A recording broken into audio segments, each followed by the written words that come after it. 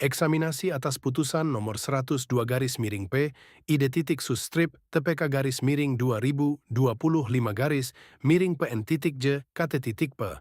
ST Pengadilan Tindak Pidana Korupsi pada Pengadilan Negeri Jakarta Pusat. Irman Syah. 1. Pendahuluan, penegakan hukum tindak pidana korupsi di Indonesia dalam 2 dekade terakhir menunjukkan perkembangan yang signifikan, khususnya dalam hal penguatan peran lembaga audit negara dalam membuktikan adanya kerugian keuangan negara. Dalam praktik peradilan, laporan hasil pemeriksaan investigatif yang disusun oleh Badan Pemeriksa Keuangan, BPK-RI, kerap menjadi instrumen utama dalam menegaskan unsur kerugian negara sebagai salah satu elemen delik korupsi. Namun demikian, dominannya peran audit dalam konstruksi pembuktian tersebut juga memunculkan sejumlah persoalan mendasar, terutama terkait validitas metodologi, standar pengukuran kerugian, serta relasi antara temuan audit dengan pembuktian hukum di persidangan. Secara normatif, konsep kerugian keuangan negara dalam hukum Indonesia mensyaratkan adanya kerugian yang bersifat nyata, actual loss, pasti, dan dapat dihitung secara konkret. Prinsip ini telah ditegaskan dalam berbagai peraturan perundang-undangan maupun putusan pengadilan, termasuk melalui interpretasi Mahkamah Konstitusi yang menolak pendekatan kerugian potensial sebagai dasar pemidanaan. Akan tetapi, dalam praktiknya, perhitungan kerugian negara seringkali didasarkan pada pendekatan normatif dan asumtif seperti deviasi terhadap harga perkiraan sendiri, HPS, atau pelanggaran prosedur administratif yang belum tentu mencerminkan kerugian ekonomis yang sesungguhnya dialami oleh negara. Di sisi lain, hubungan antara hasil audit dan putusan pengadilan juga menunjukkan dinamika yang menarik untuk dikaji. Dalam banyak perkara, hakim cenderung memberikan bobot pembuktian yang tinggi terhadap laporan audit tanpa melakukan pengujian kritis yang memadai terhadap asumsi, metodologi, maupun batasan-batasan yang melekat pada proses audit tersebut. Kondisi ini berpotensi menimbulkan ketergantungan yang berlebihan, judicial deference, terhadap hasil audit, sehingga fungsi hakim sebagai penilai bebas terhadap alat bukti menjadi kurang optimal.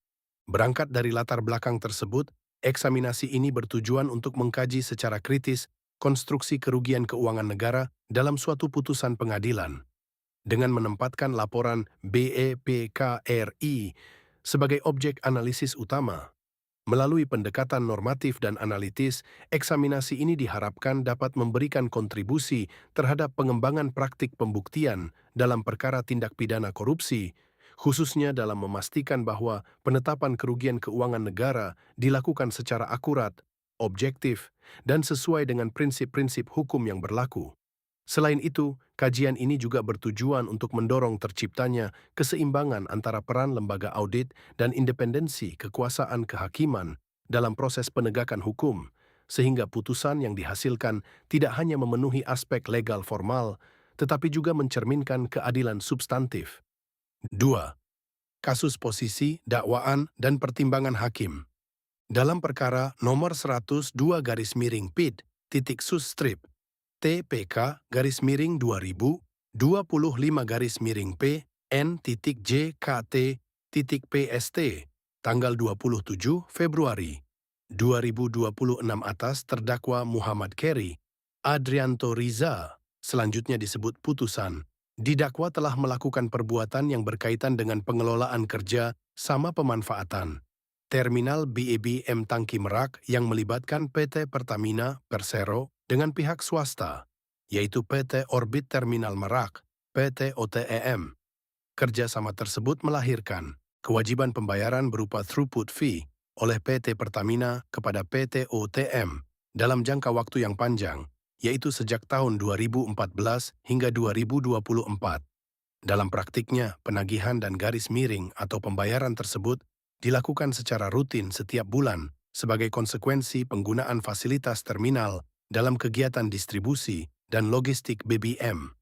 Dalam pertimbangannya, Majelis Hakim menilai bahwa kerjasama tersebut tidak dilaksanakan sesuai dengan ketentuan yang berlaku, khususnya terkait proses pengadaan, penunjukan mitra, serta struktur perjanjian yang dinilai tidak menguntungkan PT Pertamina.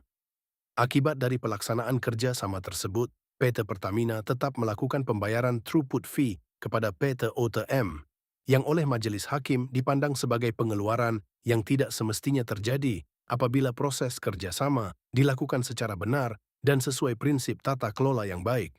Lebih lanjut, majelis hakim mendasarkan adanya kerugian keuangan negara pada hasil audit BPK RI nomor 26 garis miring SR garis miring LHP garis miring DJ PI garis miring P KN.02 garis miring 0 6 garis miring 2025 tanggal 18 Juni 2025 tentang laporan hasil pemeriksaan investigatif dalam rangka penghitungan kerugian negara atas tata kelola minyak mentah dan produk kilang pada PT Pertamina, Persero, dan Subholding, kontraktor kontrak kerjasama, KKS, Satuan Kerja Khusus Pelaksana, Kegiatan Usaha Hulu Minyak dan Gas Bumi, SKAK Migas, Kementerian Energi dan Sumber Daya Mineral, dan instansi terkait lainnya. Selanjutnya disebut laporan BPKRI, yang menyimpulkan bahwa total pembayaran throughput fee yang telah dan akan dibayarkan oleh PT Pertamina kepada PT OTM selama periode kerjasama mencapai sekitar 2,905 triliun rupiah. 337. Nilai tersebut kemudian dipandang sebagai kerugian keuangan negara, dengan pertimbangan bahwa pembayaran tersebut merupakan konsekuensi dari perjanjian yang cacat secara hukum dan tidak memberikan manfaat yang sepadan bagi PT Pertamina sebagai entitas yang mengelola keuangan negara. Persoalan fundamental lainnya dalam perkara ini terletak pada konstruksi kerugian keuangan negara yang didasarkan pada laporan BPKRI terkait pengadaan sewa kapal PT Pertamina International Shipping, PIS, dengan PT Jenggala Maritim Nusantara, JMN, dalam putusan 337. Putusan nomor 102 garis miring, PIT.sus strip TPK garis miring, 2025 garis miring, PN.JKT.PST, Februari 2026, halaman 1639 angka 5. Majelis Hakim mengadopsi nilai kerugian sebesar 9.860.514,31 dolar Amerika Serikat dan 1.073.619.047,00 rupiah. Namun demikian, konstruksi tersebut menimbulkan problem serius karena tidak didukung oleh metodologi penilaian yang transparan, teruji, dan berbasis pada parameter ekonomi yang objektif. Frasa pembayaran yang lebih besar dari seharusnya yang digunakan dalam laporan BPKRI tersebut merupakan pernyataan normatif yang tidak memiliki makna operasional tanpa adanya pembanding yang jelas. Dalam praktik audit maupun penilaian ekonomi, istilah lebih besar dari seharusnya hanya dapat dibenarkan apabila terdapat suatu kriteria yang terukur, seperti harga pasar, nilai wajar, atau metode penilaian yang dapat diuji. Ketiadaan parameter tersebut menunjukkan bahwa kesimpulan mengenai adanya kelebihan pembayaran tidak lebih dari asumsi sepihak auditor, bukan hasil dari proses pengujian yang dapat diverifikasi secara independen. Lebih problematik lagi, pendekatan yang digunakan BPKRI dalam menghitung kerugian negara dengan mendasarkan pada selisih antara pembayaran oleh PETE, PIES, dan biaya yang dikeluarkan oleh PETJ, MN secara konseptual merupakan simplifikasi yang keliru. Pendekatan ini mengabaikan prinsip dasar dalam ekonomi bisnis bahwa selisih tersebut adalah keuntungan yang sah dalam transaksi komersial. Dengan demikian, metode tersebut tidak hanya lemah secara metodologis, tetapi juga berpotensi menghasilkan kesimpulan yang menyesatkan dalam konteks pembuktian tindak pidana korupsi. Materi temuan pada laporan BPKRI terdiri dari 7 temuan dan 2 diantaranya berkaitan dengan kasus pada putusan, sedangkan materi temuan lainnya terkait dengan kasus lainnya. Secara mudahnya, kasus posisi, dakwaan, dan pertimbangan hakim dapat dilihat dari bagan sebagai berikut. Namun demikian, dalam putusan tersebut juga terdapat pendapat berbeda, dissenting opinion, dari salah satu anggota majelis hakim, anggota majelis hakim keempat, yang menyatakan bahwa unsur kerugian keuangan negara belum terbukti secara nyata dan pasti. Hakim tersebut mempertanyakan validitas metodologi perhitungan kerugian, independensi audit, serta tidak adanya pembuktian yang memadai mengenai hubungan langsung antara perbuatan terdakwa dengan timbulnya kerugian negara. 338. Menurut pendapat berbeda tersebut, pembayaran yang dilakukan oleh PT Pertamina tidak serta-merta dapat dikualifikasikan sebagai kerugian tanpa analisis yang lebih mendalam mengenai manfaat ekonomis yang diperoleh. Bahkan, menurut anggota Majelis Hakim keempat, dalam dissenting opinion yang tercantum dalam putusan, dinyatakan secara tegas bahwa tidak adil apabila terdakwa dijatuhi hukuman dan diwajibkan mengembalikan penerimaan usaha selama hampir 10 tahun sebesar 2,9 triliun rupiah. Alasannya, kerjasama dengan Pertamina dilaksanakan berdasarkan kontrak yang sah, dibuat oleh pihak yang berwenang, serta dijalankan tanpa adanya niat jahat. Terlebih lagi, anggota Majelis Hakim keempat menyatakan bahwa hingga kini, Pertamina masih menikmati manfaat besar dari kerjasama tersebut, sehingga keuntungan yang sah dari kontrak tidak tepat dianggap sebagai perbuatan melawan hukum. 338. Putusan nomor 102, halaman 1609. Dengan demikian, perkara ini pada pokoknya menempatkan isu utama pada apakah pembayaran throughput fee dalam kerjasama tersebut dapat secara serta-merta dikualifikasikan sebagai kerugian keuangan negara, ataukah masih memerlukan pembuktian lebih lanjut terkait adanya kerugian real, actual loss, serta hubungan kausal antara perbuatan terdakwa dengan kerugian yang didalilkan. Perbedaan pandangan di antara majelis hakim menunjukkan bahwa aspek kerugian keuangan negara dalam perkara ini merupakan titik krusial yang menentukan konstruksi pertanggungjawaban pidana terdakwa. 3. Metode eksaminasi. Metode eksaminasi terhadap unsur kerugian keuangan negara dalam putusan ini diawali dengan pengujian terhadap konstruksi normatif yang digunakan oleh majelis hakim dalam menilai adanya kerugian. Dalam hukum pidana korupsi, kerugian keuangan negara harus memenuhi kriteria nyata dan pasti, bukan sekadar potensi atau asumsi. Oleh karena itu, eksaminasi difokuskan pada apakah majelis hakim telah menerapkan standar pembuktian tersebut secara tepat atau justru melakukan perluasan makna dengan menyamakan setiap pengeluaran negara sebagai kerugian tanpa verifikasi atas manfaat atau kontraprestasi yang diterima. Selanjutnya, eksaminasi dilakukan terhadap metodologi perhitungan kerugian negara yang dijadikan dasar dalam putusan. Dalam perkara ini, nilai kerugian ditarik dari total pembayaran throughput fee dalam periode panjang, yang secara metodologis mengindikasikan penggunaan pendekatan total loss. Metode ini diuji dengan membandingkannya terhadap prinsip audit dan penilaian kerugian negara yang lazim, yaitu berbasis net loss, di mana hanya selisih antara nilai yang dibayarkan dan manfaat ekonomis yang diterima yang dapat dikualifikasikan sebagai kerugian. Dengan demikian, eksaminasi menilai apakah terdapat analisis pembanding, seperti harga pasar, efisiensi biaya, atau alternatif skenario garis miring hipotesa, reverse proof, 339, yang dapat membuktikan adanya kerugian real. 339, reverse proof dalam audit investigatif adalah pendekatan yang dilakukan auditor untuk tidak hanya membuktikan hipotesis utama, misalnya adanya kerugian atau fraud, tetapi juga secara aktif menguji kemungkinan sebaliknya. Tahapan berikutnya adalah pengujian terhadap kualitas dan independensi alat bukti audit yang digunakan untuk menjustifikasi kerugian negara. Eksaminasi diarahkan untuk menilai apakah audit dilakukan secara objektif, independen, dan berbasis standar profesional yang berlaku, serta apakah proses audit tersebut bebas dari bias investigatif. Selain itu, dianalisis pula apakah majelis hakim melakukan uji kritis terhadap hasil audit tersebut atau menerimanya secara taken for granted, tanpa mempertimbangkan kemungkinan kelemahan metodologis maupun asumsi yang digunakan dalam perhitungan. Eksaminasi juga mencakup analisis terhadap hubungan kausal, causality, antara perbuatan terdakwa dengan kerugian yang didalilkan.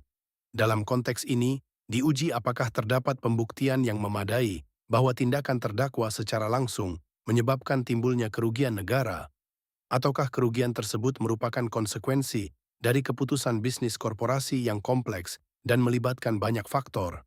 Ketiadaan pembuktian hubungan sebab akibat yang jelas akan melemahkan konstruksi pertanggungjawaban pidana, karena tidak setiap keputusan yang merugikan secara bisnis dapat serta-merta dikualifikasikan sebagai tindak pidana korupsi. Lebih lanjut, metode eksaminasi mempertimbangkan adanya pendapat berbeda, dissenting opinion, sebagai indikator adanya keraguan yudisial terhadap pembuktian unsur kerugian negara. Dissenting opinion tersebut dianalisis untuk mengidentifikasi titik-titik kritis yang diabaikan oleh mayoritas hakim, khususnya terkait ketidakpastian nilai kerugian, kelemahan metodologi audit, dan belum terpenuhinya standar pembuktian yang ketat.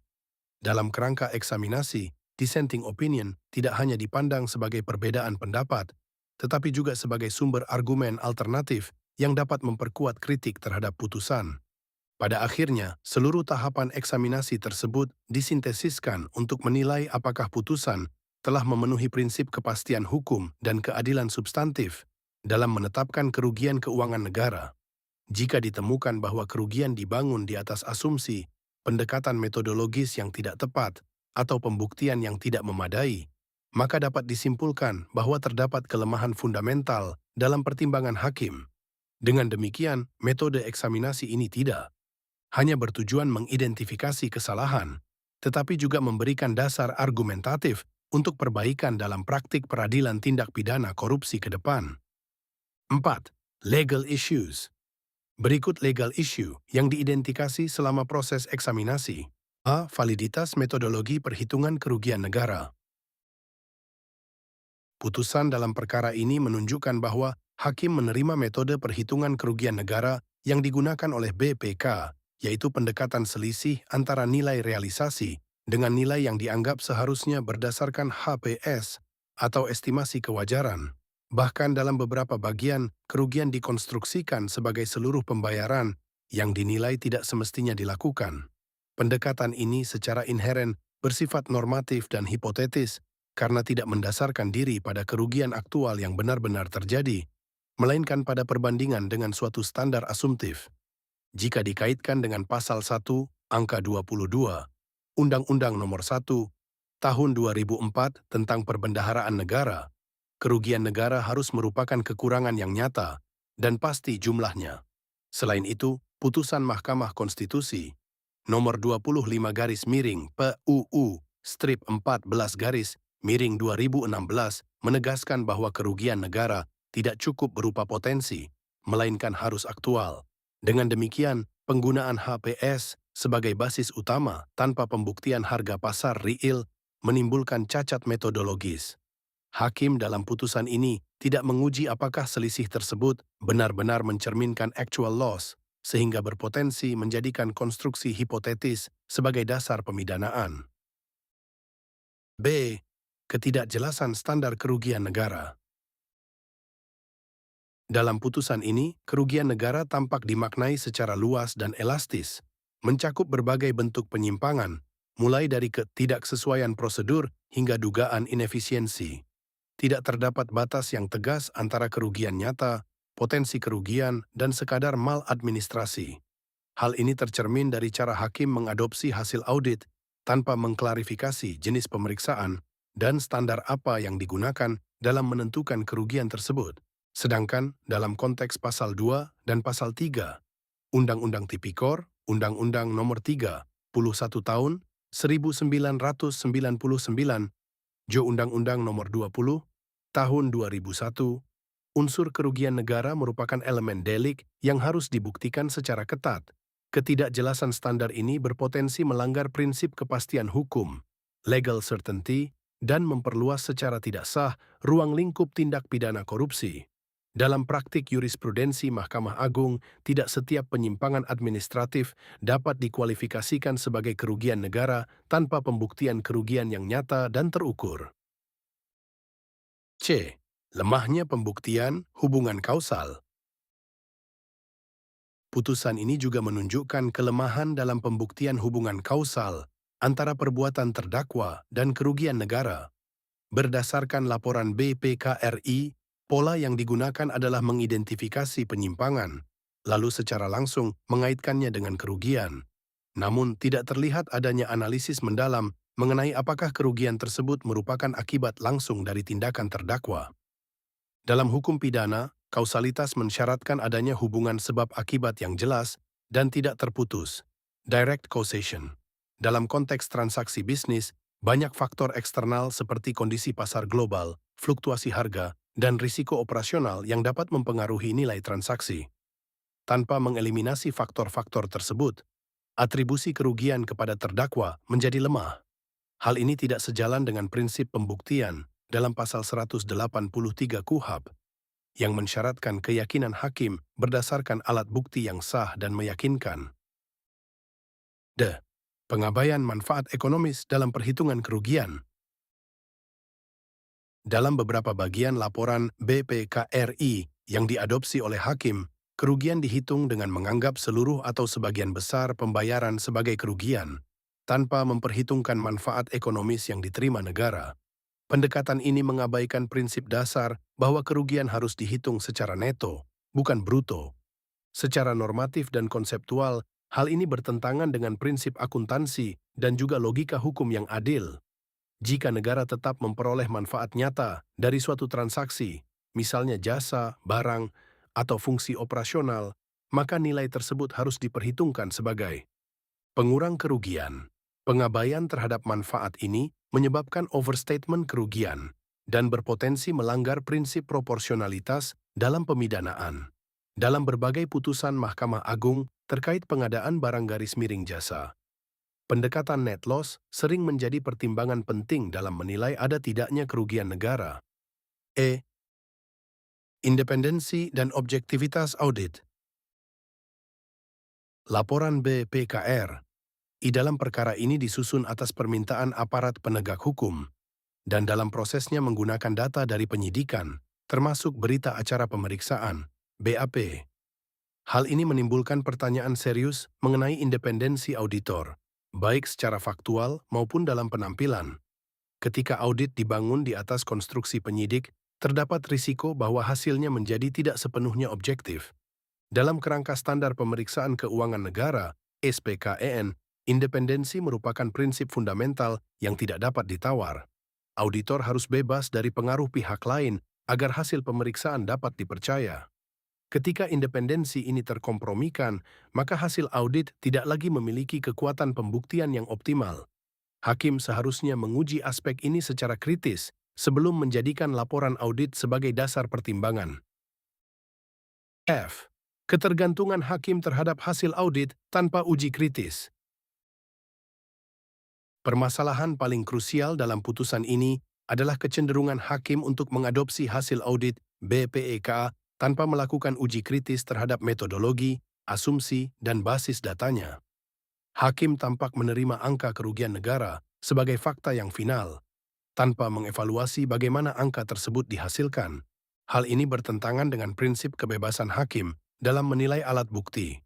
Hakim tidak boleh sekadar bergantung pada otoritas teknis auditor, tetapi harus menguji secara mandiri validitas dan reliabilitasnya. Ketergantungan yang berlebihan ini dapat dikualifikasikan sebagai kegagalan hakim dalam menjalankan fungsi pengujian terhadap alat bukti. Akibatnya, putusan berisiko didasarkan pada konstruksi yang tidak sepenuhnya valid sehingga melemahkan keadilan substantif. 5. Analisis atas legal issues.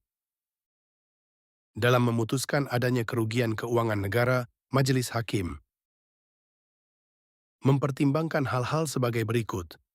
Hal 1600 sampai 1602 putusan. 1. Membenarkan keterangan ahli penghitungan kerugian keuangan negara, Hasbi Ashidiki, SE, MKOM, AK, CA, CFRA, CSFA, dan Hendratna Mutakin, SE, AK, MSC, CFE, CCPA, CHFI, MCCE, MCVE, Andi Mahbub, Pengapalan, dan Francisco, Terminal BBM, dari Badan Pemeriksa Keuangan, BPKRI, dan laporan hasil pemeriksaan investigatif dalam rangka penghitungan kerugian negara atas tata kelola minyak mentah dan produk kilang pada PT Pertamina, Persero, dan Subholding, kontraktor kontrak kerjasama, KKKS, Satuan Kerja Khusus Pelaksana, Kegiatan Usaha Hulu Minyak dan Gas Bumi, SKK Migas, Kementerian Energi dan Sumber Daya Mineral, dan instansi terkait lainnya. Nomor 26-SR-LH, P-DJP, I-PK, N.02-06-2025 tanggal 18 Juni 2025 oleh Badan Pemeriksa Keuangan BPKRI. 2. Terdapat kerugian keuangan negara pada kegiatan sewa terminal BBM oleh PETE Pertamina Persero dan garis miring atau PETE Pertamina Patra Niaga adalah pengeluaran PET Pertamina Persero dan atau PT Pertamina Patra Niaga yang seharusnya tidak dikeluarkan. Kerugian keuangan negara dihitung sebesar dana yang dibayarkan oleh PT Pertamina Persero dan atau PT Pertamina Patra Niaga atas throughput fee dan atau pekerjaan tambahan kepada PT Orbit Terminal Merak tahun 2014 sampai dengan 2024 yang tidak sesuai ketentuan, dengan rincian sebagai berikut. 3. Menimbang bahwa dari uraian di atas, maka kerugian keuangan negara yang diakibatkan perbuatan terdakwa atas pembayaran throughput fee dan garis miring atau pekerjaan tambahan kepada PT OTM tahun 2014 sampai dengan 2024 yang tidak sesuai ketentuan adalah sebesar 2.905.420.3.854 rupiah, 2.905.420.3.854 rupiah, yang merupakan bagian kerugian keuangan negara. Data dan perhitungan putusan tersebut diambil dari tabel 3.b. 5.8. Pembayaran throughput fee dan garis miring atau pekerjaan tambahan kepada PT Orbit Terminal Merak tahun 2014 sampai dengan 2024. Halaman 511 Laporan BPKRI. Sedangkan metodologi perhitungan yang digunakan dalam menghitung kerugian keuangan negara tersebut dinyatakan pada halaman 519 adalah 1. Metode penghitungan kerugian keuangan negara atas kegiatan sewa terminal BBM pada PT Pertamina Persero dan garis miring atau PT Pertamina Patra Niaga dilakukan dengan cara mengidentifikasi penyimpangan-penyimpangan dalam proses penyewaan terminal BBM PET Orbit Terminal Merak. Selanjutnya dilakukan analisis mengenai hubungan sebab akibat antara penyimpangan-penyimpangan tersebut dan kerugian keuangan negara yang terjadi. 2. Kerugian keuangan negara pada kegiatan sewa terminal BBM oleh PET Pertamina Persero dan garis miring atau PT Pertamina Patra Niaga adalah pengeluaran PT Pertamina Persero dan garis miring atau PT Pertamina Patra Niaga yang seharusnya tidak dikeluarkan. Kerugian keuangan negara dihitung sebesar dana yang dibayarkan oleh PT Pertamina Persero dan garis miring atau PT Pertamina Patra Niaga atas throughput fee dan atau pekerjaan tambahan kepada PT Orbit Terminal Merak tahun 2014 sampai dengan 2024 yang tidak sesuai ketentuan. Berdasarkan metode penghitungan tersebut, BPKRI menyimpulkan bahwa kerugian keuangan negara atas kegiatan sewa terminal BBM pada PT Pertamina Persero dan garis miring atau PT Pertamina Patra Niaga kepada PT Orbit Terminal Merak tahun 2014 sampai dengan 2024 yaitu sebesar 2.905.540.003.854 rupiah. Pertimbangan-pertimbangan di atas kemudian menjadi bagian dari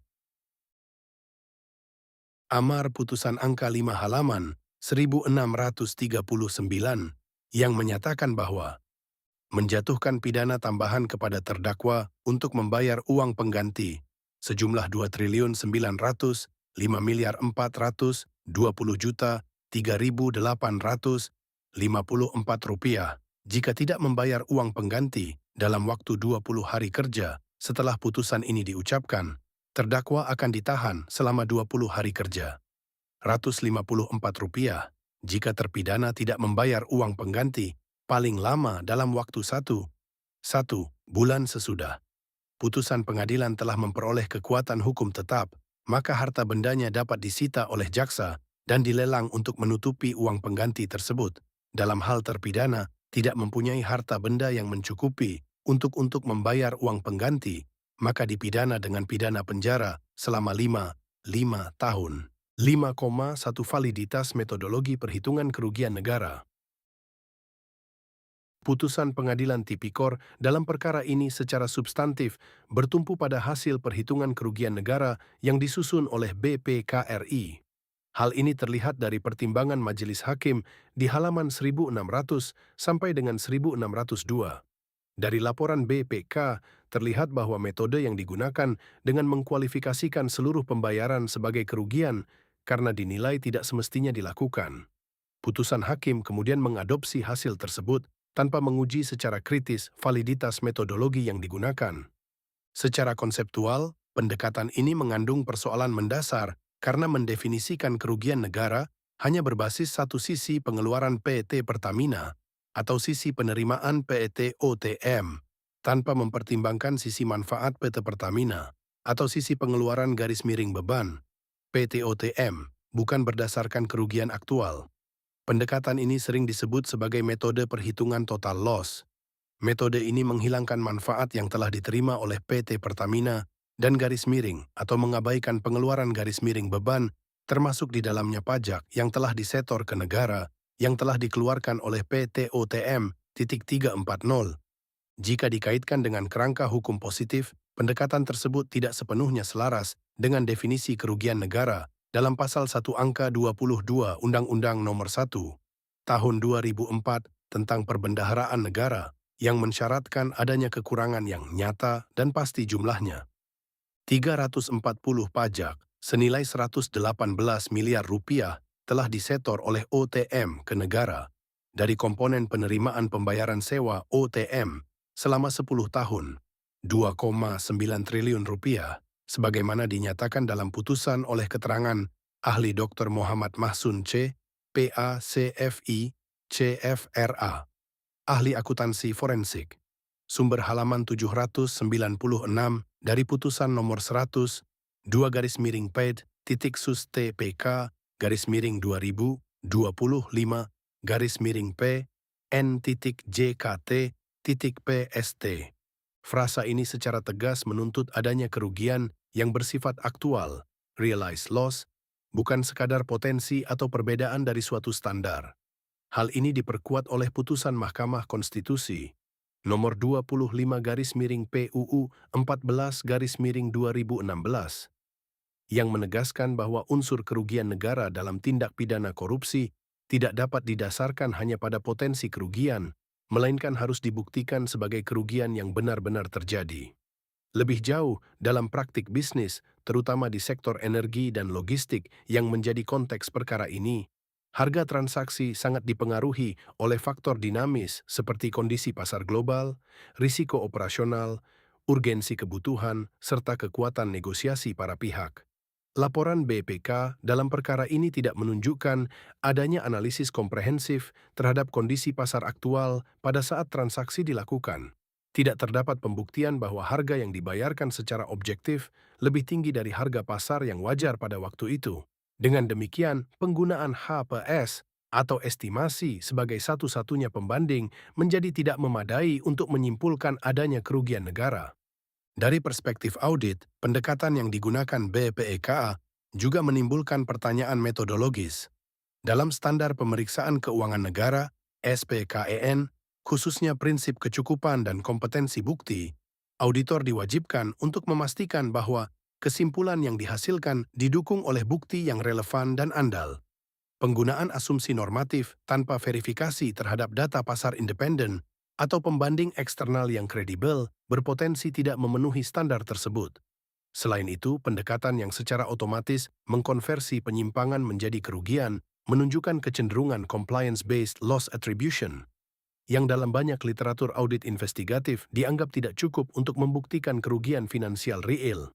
Lebih lanjut, dengan menjadikan selisih antara pembayaran PT PIS kepada PT JMN dan biaya operasional PT JMN sebagai kerugian negara, laporan BPKRI secara implisit mengasumsikan bahwa seluruh margin usaha penyedia merupakan bentuk kelebihan pembayaran. Asumsi ini tidak memiliki dasar baik dalam teori ekonomi maupun praktik pengadaan barang jasa, karena dalam setiap transaksi komersial yang wajar, margin keuntungan merupakan elemen yang sah dan inheren. Ketiadaan analisis pembanding berupa harga pasar atau nilai wajar menunjukkan bahwa BEPEKA tidak melakukan pengujian atas apakah harga sewa kapal tersebut memang tidak rasional atau melebihi kondisi pasar. Tanpa pembanding tersebut, tidak ada dasar objektif untuk menyatakan bahwa negara telah membayar lebih mahal dari seharusnya. Dengan kata lain, kesimpulan adanya kerugian negara tidak dibangun atas fakta ekonomi, melainkan atas konstruksi hipotetik yang tidak dapat diverifikasi. Lebih jauh, pendekatan ini mencerminkan kekeliruan konseptual yang serius, yaitu menyamakan biaya penyedia dengan nilai wajar transaksi. Dalam realitas bisnis, harga suatu kontrak tidak ditentukan semata-mata oleh biaya, tetapi juga mencakup faktor risiko, kondisi pasar, struktur pembiayaan, serta ekspektasi keuntungan. Dengan mengabaikan faktor-faktor tersebut, metode BEPEKA secara efektif mereduksi transaksi komersial yang kompleks menjadi sekadar perhitungan aritmatika sederhana, yang pada akhirnya tidak mencerminkan nilai ekonomi yang sesungguhnya. Dalam pembelaannya, terdakwa menyatakan bahwa selisih tersebut merupakan keuntungan PT JMN. Fakta bahwa keuntungan tersebut tidak sepenuhnya terrealisasi sebagai manfaat bagi pemegang saham, bahkan terdapat kerugian pada periode tertentu, menunjukkan bahwa tidak terdapat aliran kekayaan yang bersifat pasti dan tidak sah. Hal ini semakin menegaskan bahwa selisih tersebut tidak dapat secara otomatis dikualifikasikan sebagai kerugian negara yang memperlihatkan kelemahan mendasar dalam pendekatan yang digunakan dalam laporan BPKRI. Lebih mengkhawatirkan, penggunaan metode seperti ini berpotensi menciptakan preseden yang berbahaya dalam penegakan hukum tindak pidana korupsi, di mana setiap keuntungan penyedia dalam kontrak dengan entitas negara dapat ditafsirkan sebagai kerugian negara tanpa perlu pembuktian adanya markup atau penyimpangan harga pasar. Pendekatan demikian tidak hanya bertentangan dengan prinsip kerugian negara sebagai yang pasti dan nyata, tetapi juga berisiko mengkriminalisasi praktik bisnis yang sah. Inkonsistensi dalam putusan semakin memperkuat keraguan atas validitas konstruksi kerugian negara tersebut. Meskipun nilai kerugian dicantumkan dalam pertimbangan, majelis hakim tidak menjatuhkan kewajiban pembayaran uang pengganti kepada terdakwa. Hal ini menunjukkan bahwa bahkan dalam tingkat keyakinan hakim, terdapat keraguan implisit mengenai apakah kerugian tersebut benar-benar nyata dan dapat dipertanggungjawabkan. Dengan demikian, konstruksi kerugian negara dalam perkara ini tidak hanya lemah secara metodologis, tetapi juga tidak sepenuhnya meyakinkan secara yuridis. Keterangan ahli BPEK di persidangan menunjukkan bahwa proses perhitungan kerugian keuangan negara tidak sepenuhnya didasarkan pada pengujian yang komprehensif terhadap seluruh variabel ekonomi transaksi, melainkan lebih bertumpu pada data yang tersedia serta asumsi tertentu yang tidak selalu diuji secara independen. Dalam beberapa bagian, ahli mengindikasikan bahwa ruang lingkup audit dibatasi oleh ketersediaan dokumen dan informasi dari pihak penyidik, sehingga tidak seluruh aspek, termasuk kemungkinan adanya manfaat ekonomis atau nilai timbal balik dari transaksi, diperhitungkan secara memadai. Kondisi ini menimbulkan pertanyaan serius terhadap validitas angka kerugian negara yang disajikan, terutama jika perhitungan tersebut tidak mencerminkan kondisi real secara menyeluruh, full economic substance.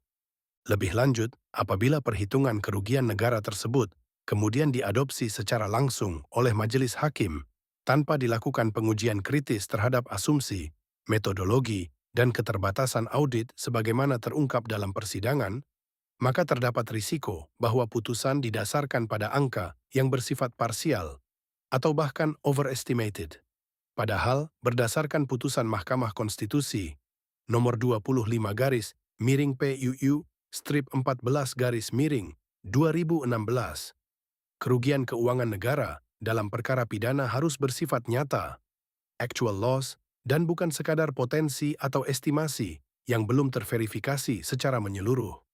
Oleh karena itu, keterangan ahli yang mengungkap keterbatasan metodologis tersebut seharusnya menjadi dasar bagi hakim untuk melakukan penilaian ulang secara lebih kritis, bukan justru memperkuat penerimaan tanpa koreksi atas hasil audit.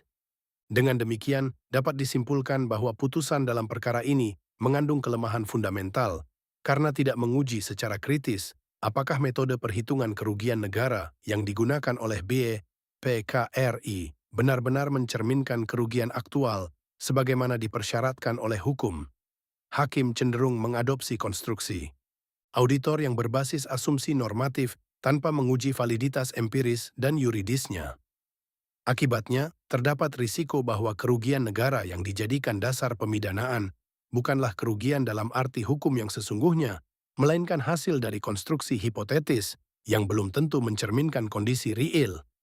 Implikasi dari hal ini sangat serius karena unsur kerugian negara merupakan elemen esensial dalam pembuktian tindak pidana korupsi, sebagaimana diatur dalam Pasal 2 dan Pasal 3, Undang-Undang Tipikor, Undang-Undang Nomor 31 Tahun 1999 Jo, Undang-Undang Nomor 20 Tahun 2001. Apabila unsur ini dibangun di atas metodologi yang tidak valid, maka keseluruhan konstruksi delik menjadi rentan dipertanyakan. Dalam perspektif eksaminasi, kondisi ini menunjukkan adanya kegagalan dalam memastikan terpenuhinya standar pembuktian yang ketat dan akurat, yang pada akhirnya berpotensi mengganggu keadilan substantif dalam putusan. 5,2. Ketidakjelasan standar kerugian negara, actual loss versus potential loss. Putusan pengadilan dalam perkara ini pada dasarnya menerima konstruksi kerugian negara sebagaimana disusun oleh BPKRI, tanpa melakukan pendalaman apakah kerugian tersebut telah memenuhi standar kerugian nyata dan pasti jumlahnya, atau masih berada dalam ranah potensi. Dari laporan BPK terlihat bahwa sebagian konstruksi kerugian dibangun atas dasar asumsi bahwa transaksi tidak sesuai ketentuan, sehingga seluruh atau sebagian pembayaran dikualifikasikan sebagai kerugian negara. Dengan kata lain, terdapat kecenderungan bahwa penyimpangan prosedur secara otomatis ditransformasikan menjadi kerugian finansial. Pendekatan ini problematik karena mencampur-adukkan antara kerugian negara sebagai konsep hukum keuangan negara dengan pelanggaran administratif atau ketidaksesuaian prosedur. Tidak setiap pelanggaran prosedur menghasilkan kerugian negara.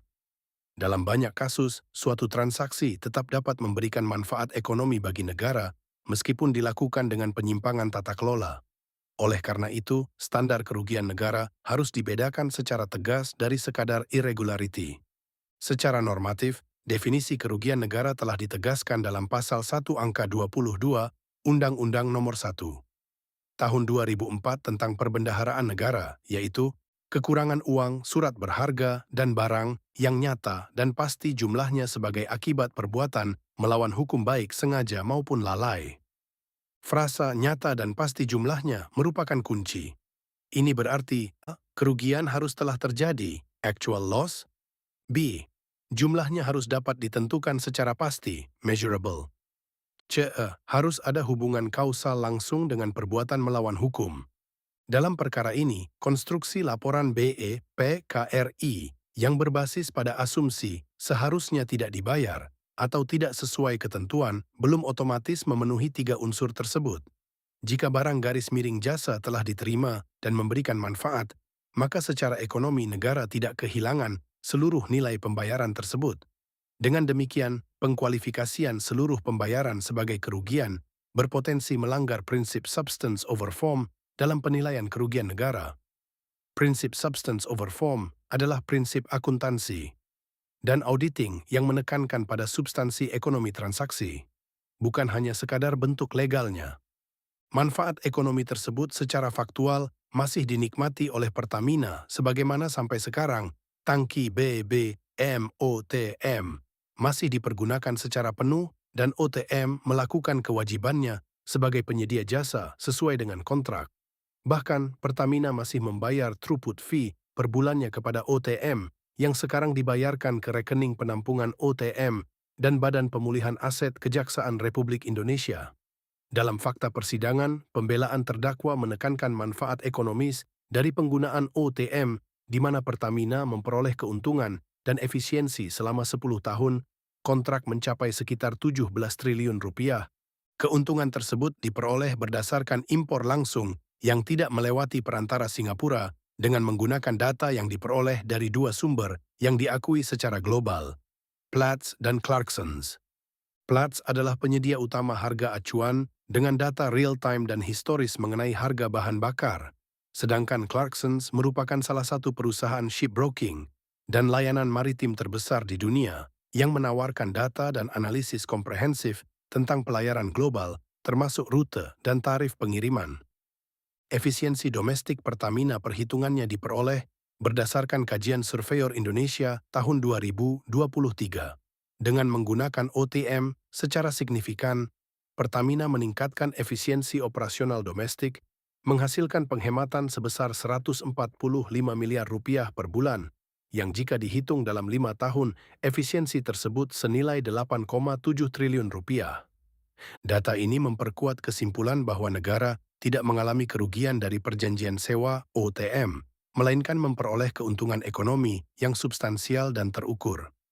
Persoalan ini telah mendapatkan penegasan penting dalam putusan Mahkamah Konstitusi nomor 25 garis miring PUU 14 garis miring 2016 yang menyatakan bahwa frasa dapat merugikan keuangan negara dalam Undang-Undang Tipikor harus dimaknai sebagai kerugian yang benar-benar terjadi, actual loss, bukan sekadar potensi. Putusan ini secara eksplisit mengoreksi praktik sebelumnya yang memungkinkan pemidanaan berbasis potensi kerugian, potential loss. Dengan demikian, sejak putusan EMKA tersebut, standar pembuktian kerugian negara menjadi lebih ketat dan berbasis realitas. Namun demikian, dalam praktik peradilan masih sering terjadi inkonsistensi. Beberapa putusan pengadilan tetap menerima pendekatan potential loss secara implisit, terutama ketika kerugian dikonstruksikan dari pelanggaran prosedur. Dalam konteks perkara ini, hakim tampaknya tidak secara eksplisit menguji apakah angka kerugian yang diajukan benar-benar mencerminkan loss of state wealth atau hanya merupakan deviasi dari standar administratif. Lebih jauh, jika dilihat dari perspektif Undang-Undang Nomor 15 Tahun 2006 tentang BPEKA, kewenangan BPEK adalah menilai dan garis miring atau menetapkan kerugian negara. Namun, kewenangan tersebut bukan berarti hasil perhitungan BPK bersifat final and binding dalam konteks pembuktian pidana. Hakim tetap memiliki kewajiban untuk menguji secara independen apakah kerugian tersebut memenuhi unsur delik. Dalam perkara ini, terdapat indikasi bahwa hakim terlalu deferensial terhadap hasil audit BPKA, sehingga tidak melakukan judicial scrutiny yang memadai. Keterangan ahli BPK di persidangan menunjukkan adanya ambiguitas dalam penggunaan standar kerugian negara, khususnya terkait pembedaan antara actual loss dan potential loss. Dalam beberapa penjelasan, ahli cenderung menggunakan pendekatan yang mengasumsikan kerugian berdasarkan selisih nilai atau ketidaksesuaian kontraktual, tanpa memastikan apakah kerugian tersebut telah benar-benar terjadi dan terrealisasi secara finansial bagi negara. Bahkan, terdapat indikasi bahwa sebagian komponen kerugian dihitung berdasarkan proyeksi atau kondisi hipotetis, bukan pada realisasi arus kas atau berkurangnya aset negara secara definitif. Hal ini menimbulkan ketidakjelasan metodologis yang berdampak langsung pada validitas angka kerugian yang dijadikan dasar pembuktian.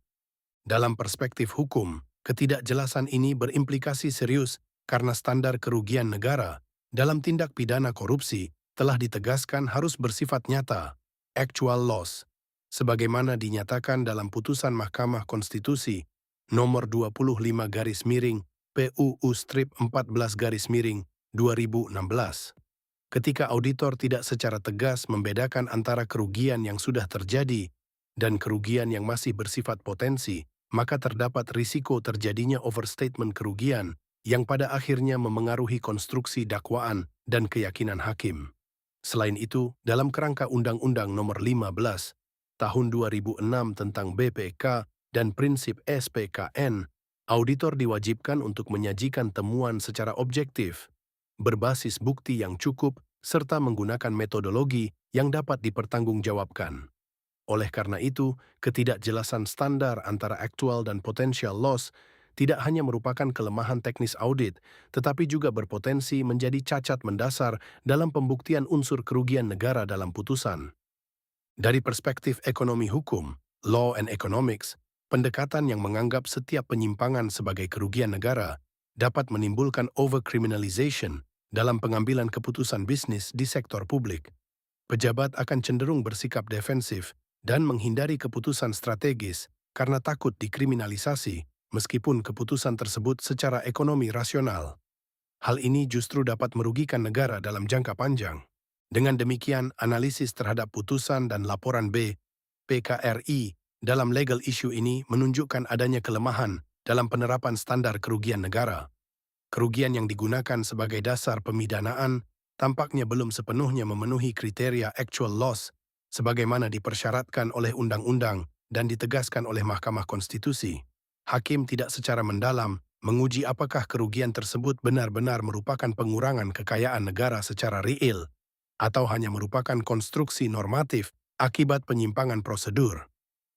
Implikasinya sangat fundamental, yaitu jika kerugian negara tidak terbukti sebagai actual loss, maka unsur utama dalam Pasal 2 dan Pasal 3 Undang-Undang Tipikor menjadi tidak terpenuhi.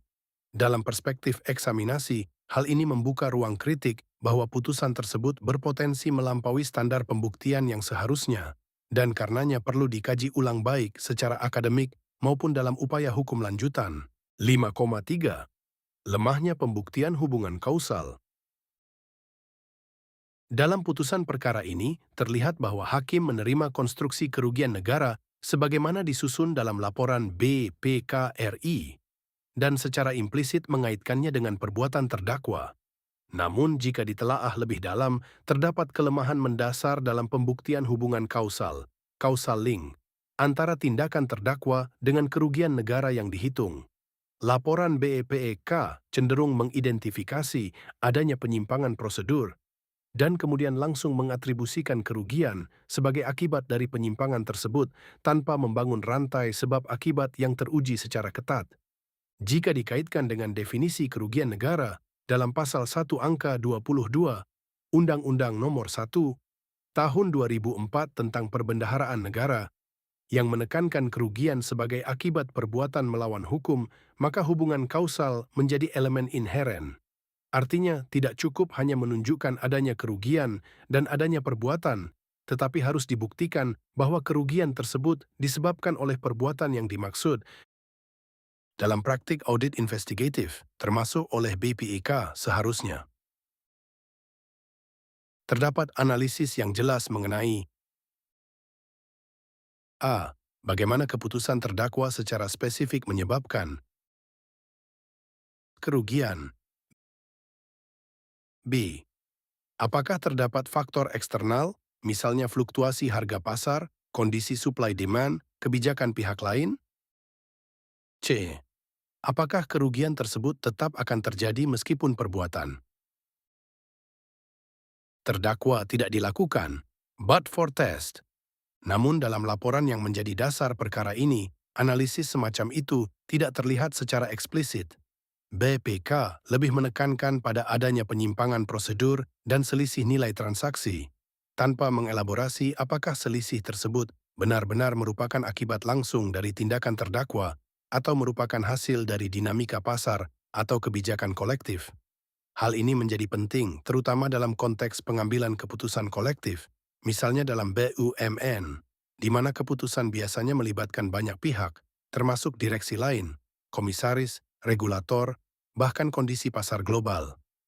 Keterangan ahli BPK di persidangan menunjukkan bahwa konstruksi hubungan kausal antara perbuatan terdakwa dan timbulnya kerugian negara tidak dibangun melalui analisis sebab akibat yang komprehensif, melainkan lebih bersifat asumtif dan linear.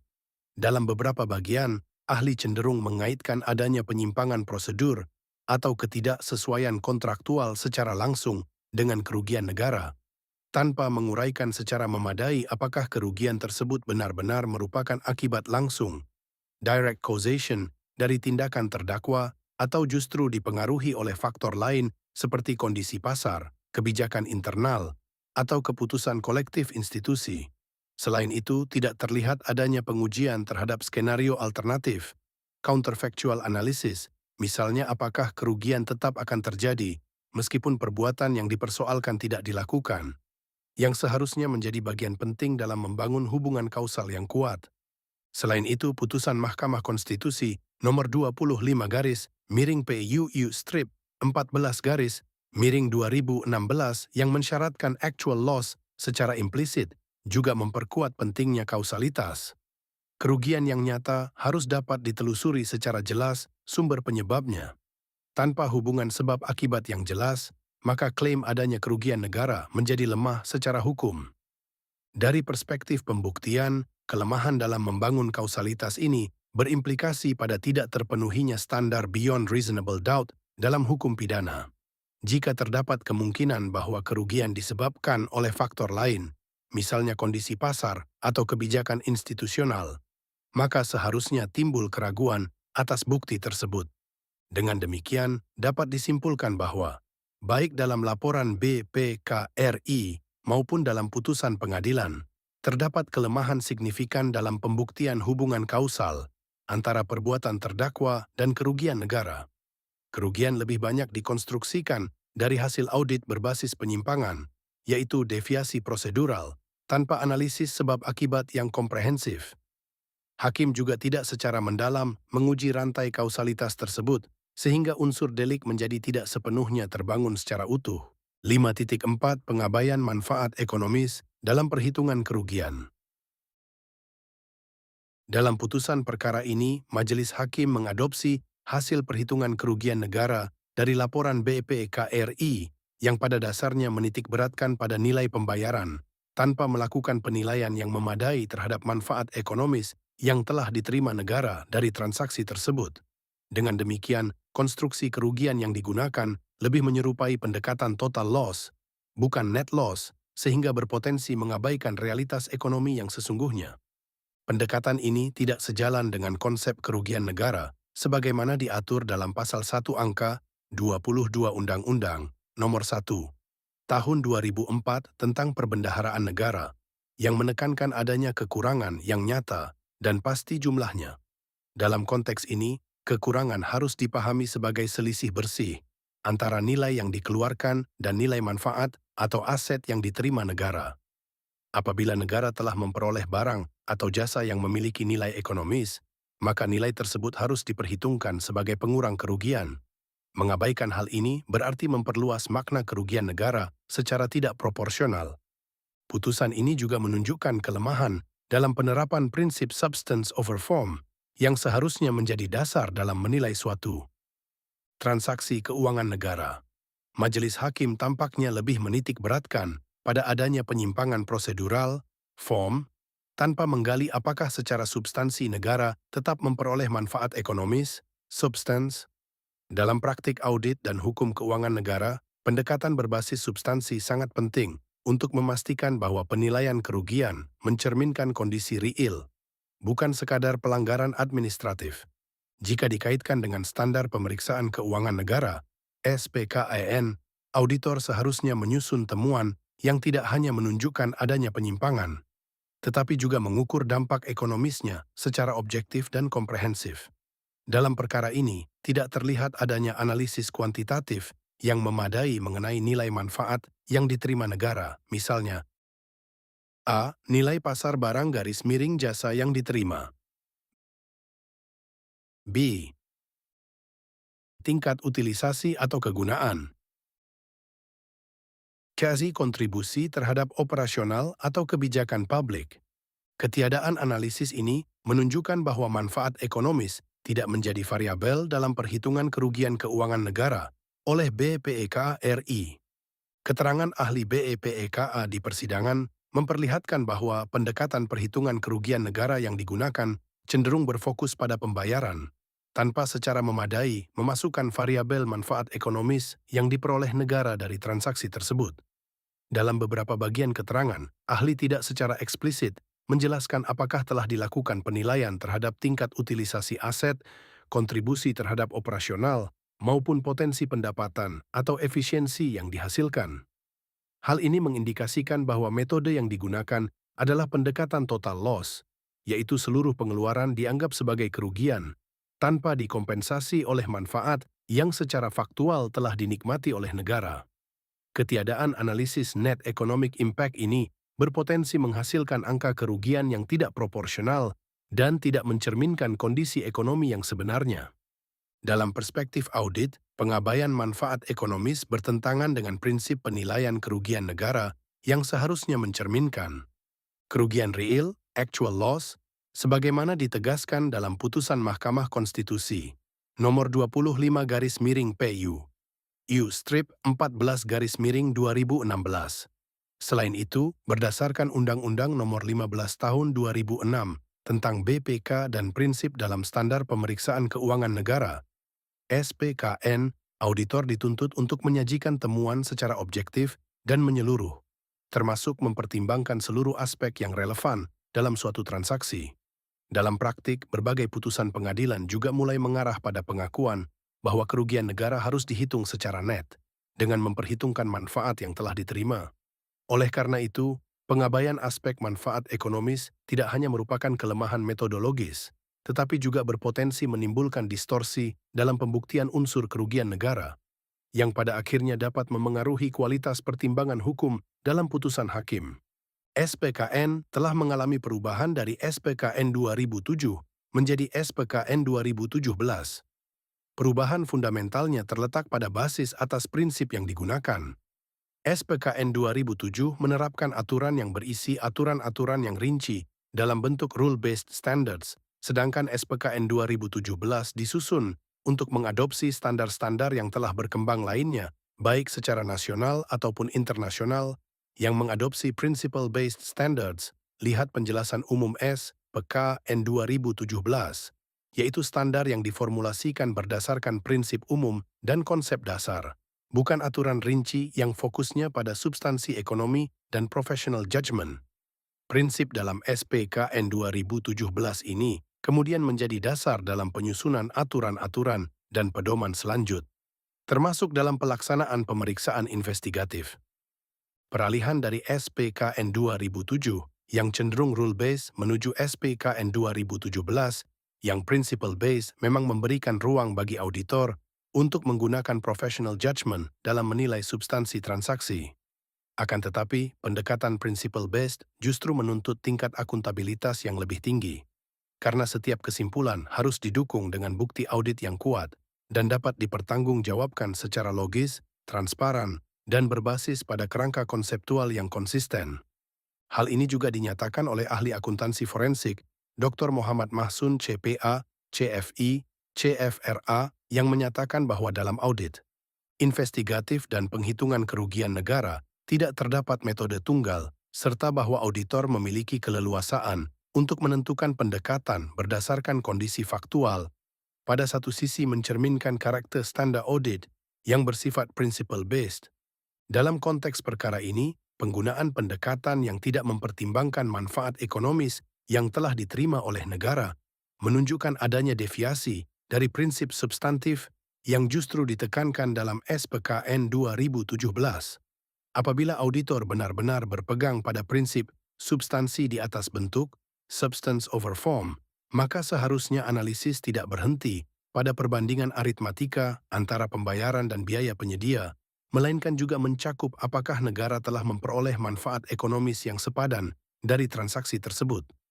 Dengan mengabaikan fakta bahwa kapal telah disewa, digunakan, dan memberikan manfaat operasional bagi PT PIS, maka pendekatan yang digunakan dalam penghitungan kerugian negara menjadi parsial dan tidak mencerminkan realitas ekonomi secara utuh. Dalam perspektif ekonomi, suatu pengeluaran tidak dapat dikualifikasikan sebagai kerugian apabila terdapat manfaat yang diterima sebagai kontraprestasi. Oleh karena itu, kegagalan untuk memasukkan variabel manfaat ekonomis dalam analisis menunjukkan bahwa auditor tidak sepenuhnya menjalankan prinsip berbasis substansi, melainkan justru kembali pada pendekatan mekanistik yang reduktif. Lebih lanjut, argumentasi bahwa tidak adanya metode tunggal dalam menghitung kerugian keuangan negara tidak dapat dijadikan justifikasi untuk menggunakan metode yang secara konseptual lemah.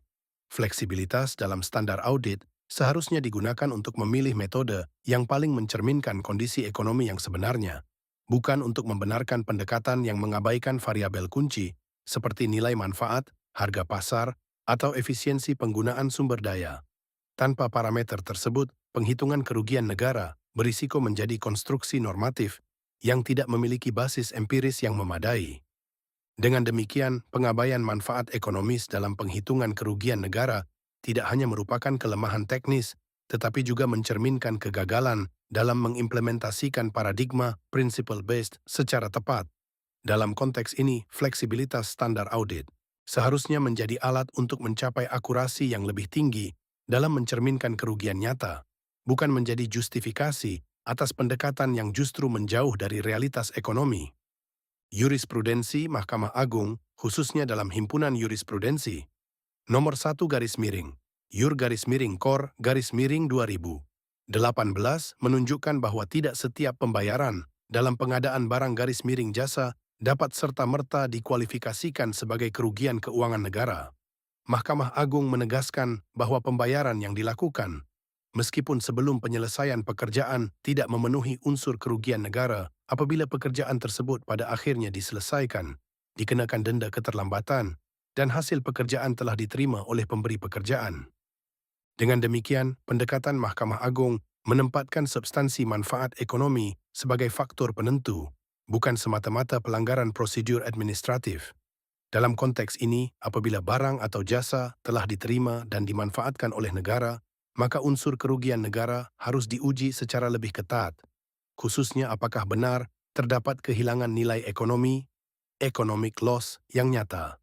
Pendekatan ini sejalan dengan prinsip bahwa kerugian negara harus mencerminkan actual economic loss, bukan sekadar deviasi dari prosedur atau standar administratif. Lebih lanjut, putusan Mahkamah Konstitusi Nomor 25 garis miring PUU 14 garis miring 2016 memperkuat bahwa kerugian negara dalam konteks tindak pidana korupsi harus bersifat aktual. Kerugian aktual tidak dapat ditentukan tanpa memperhitungkan manfaat ekonomis yang diterima negara. Jika manfaat tersebut signifikan, maka kerugian yang sebenarnya bisa jauh lebih kecil dari yang dihitung, atau bahkan tidak ada sama sekali. Dengan demikian, pengabaian manfaat ekonomis secara langsung bertentangan dengan standar konstitusional tersebut. Dalam perkara ini, indikasi yang muncul adalah bahwa negara tetap menerima barang garis miring jasa dan memperoleh manfaat tertentu, namun nilai tersebut tidak diperhitungkan dalam perhitungan kerugian. Hal ini mengarah pada overstatement of loss, yaitu pembesaran nilai kerugian akibat pendekatan yang tidak komprehensif. Oleh karenanya, terdakwa dapat dipidana berdasarkan angka kerugian yang tidak mencerminkan realitas ekonomi. Selain itu, pendekatan ini juga berpotensi mengaburkan batas antara kerugian negara, B. inefisiensi anggaran, dan C. keputusan bisnis yang kurang optimal. Tidak semua inefisiensi dapat dikualifikasikan sebagai kerugian negara dalam arti pidana. Jika manfaat ekonomis tetap ada, maka yang terjadi bisa jadi hanya value erosion, bukan value destruction. Dalam perspektif eksaminasi, kelemahan ini menunjukkan bahwa hakim tidak melakukan judicial scrutiny yang memadai terhadap hasil audit BPK. Putusan cenderung menerima angka kerugian secara taken for granted, tanpa menguji apakah angka tersebut telah memperhitungkan seluruh variabel ekonomi yang relevan. Legal issue 4 ini memperlihatkan adanya kelemahan serius dalam konstruksi kerugian keuangan negara, yaitu pengabaian manfaat ekonomis yang diterima negara. Pendekatan yang digunakan cenderung menghitung kerugian secara bruto, tanpa memperhitungkan nilai manfaat sebagai pengurang, sehingga tidak memenuhi standar kerugian nyata dan pasti sebagaimana diatur dalam hukum. 5.4 Pengabaian manfaat ekonomis dalam perhitungan kerugian.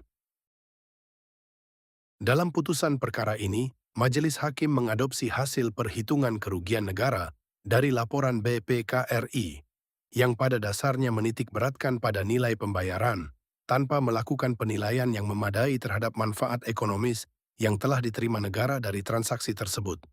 Dengan demikian, konstruksi kerugian yang digunakan lebih menyerupai pendekatan total loss, bukan net loss, sehingga berpotensi mengabaikan realitas ekonomi yang sesungguhnya.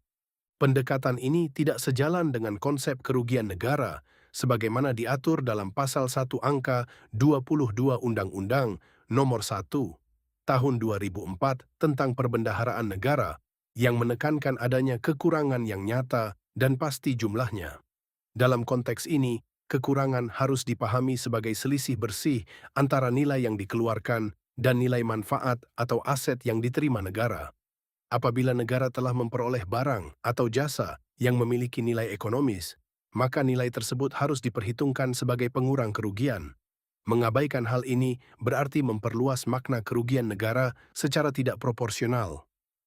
Putusan ini juga menunjukkan kelemahan dalam penerapan prinsip substance over form yang seharusnya menjadi dasar dalam menilai suatu transaksi keuangan negara. Majelis Hakim tampaknya lebih menitik beratkan pada adanya penyimpangan prosedural, form, tanpa menggali apakah secara substansi negara tetap memperoleh manfaat ekonomis, substans. Dalam praktik audit dan hukum keuangan negara, pendekatan berbasis substansi sangat penting untuk memastikan bahwa penilaian kerugian mencerminkan kondisi real, bukan sekadar pelanggaran administratif. Jika dikaitkan dengan standar pemeriksaan keuangan negara, SPKAN, auditor seharusnya menyusun temuan yang tidak hanya menunjukkan adanya penyimpangan, tetapi juga mengukur dampak ekonomisnya secara objektif dan komprehensif. Dalam perkara ini, tidak terlihat adanya analisis kuantitatif yang memadai mengenai nilai manfaat yang diterima negara. Misalnya, A. Nilai pasar barang garis miring jasa yang diterima. B. Tingkat utilisasi atau kegunaan. C. Kontribusi terhadap operasional atau kebijakan publik. Ketiadaan analisis ini menunjukkan bahwa manfaat ekonomis tidak menjadi variabel dalam perhitungan kerugian keuangan negara oleh BEPEK RI. Keterangan ahli BPKA di persidangan memperlihatkan bahwa pendekatan perhitungan kerugian negara yang digunakan cenderung berfokus pada pembayaran, tanpa secara memadai memasukkan variabel manfaat ekonomis yang diperoleh negara dari transaksi tersebut. Dalam beberapa bagian keterangan, ahli tidak secara eksplisit menjelaskan apakah telah dilakukan penilaian terhadap tingkat utilisasi aset, kontribusi terhadap operasional, maupun potensi pendapatan atau efisiensi yang dihasilkan. Hal ini mengindikasikan bahwa metode yang digunakan adalah pendekatan total loss, yaitu seluruh pengeluaran dianggap sebagai kerugian, tanpa dikompensasi oleh manfaat yang secara faktual telah dinikmati oleh negara.